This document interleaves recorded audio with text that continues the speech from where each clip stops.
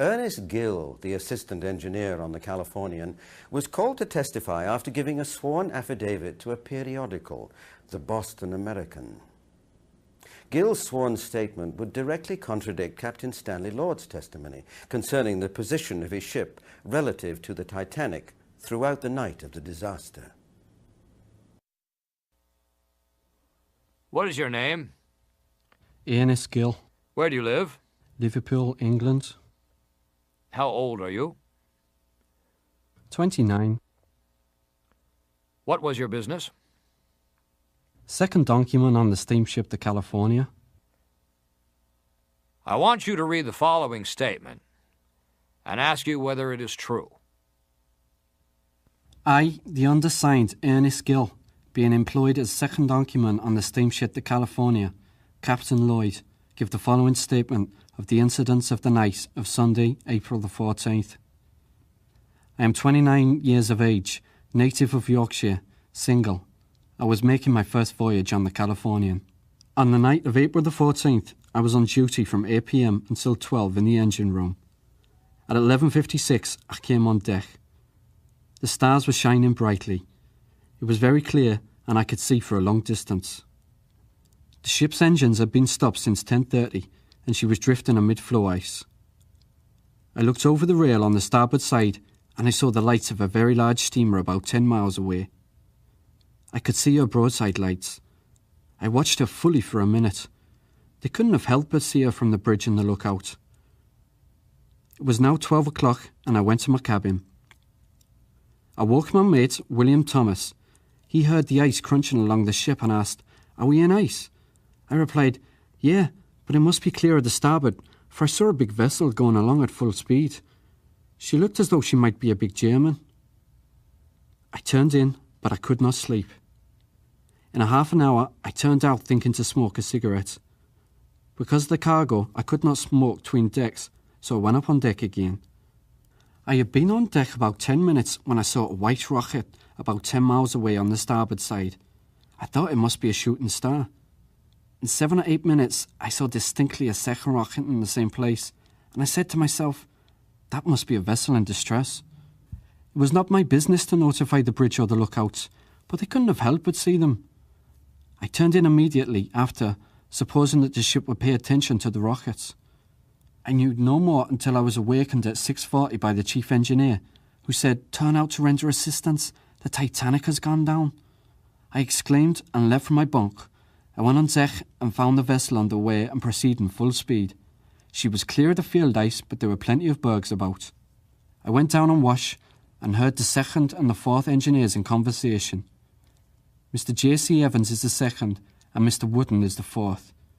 The second was telling the fourth that the third officer had reported rockets gone up on his watch. I knew then that it must have been the Titanic that I had seen. The second engineer added that the captain had been notified by the apprentice officer, whose name I think is Gibson of the rockets. The skipper had told him to mast the vessel in distress. Mr. Stone, the second navigating officer, was on the bridge at the time, said Mr. Evans. I overheard Mr. Evans say that more lights had been shown and more rockets went up. Then, according to Mr. Evans, Mr. Gibson went to the captain again and reported more rockets. The skipper told him to continue to mast until he got a reply, but no reply was received.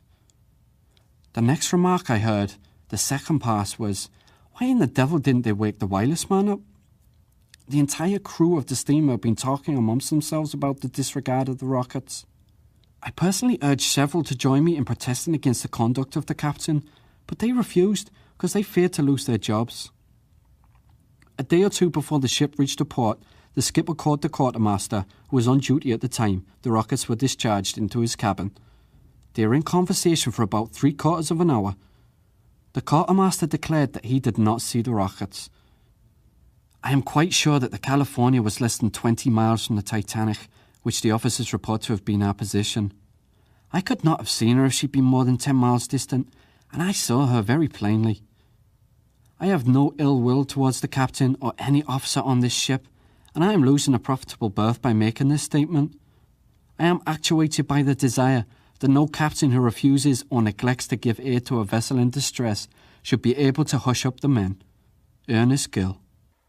I will ask you, witness, whether this statement is true. Yes, sir, that is correct. What direction was the California going? We were headed for Boston, sir. In what direction were the rockets from the California when you first saw them? On the starboard side, forward. Was the California passed by the Titanic, her course being the same as the Titanic's course was originally? I think she must have passed the Titanic. The Titanic must have passed us first, because we were floating, and it would take a lot out of our way. We were the slower boat. After the Titanic struck the iceberg, did the California pass by the Titanic? The only way I can account for this, we were stopped in the ocean, and it's not natural for a ship to keep her head one way all the time. She must have been drifting. How long after the rockets were sent up was it before the California got under steam and proceeded? I don't know what time she got underway, sir. It was somewhere about 5 o'clock or in the vicinity of 5 o'clock. About 12:30, you began first to see the rockets? Yes, sir. At first, when I saw it, it wasn't very plain. What kind of rockets were they?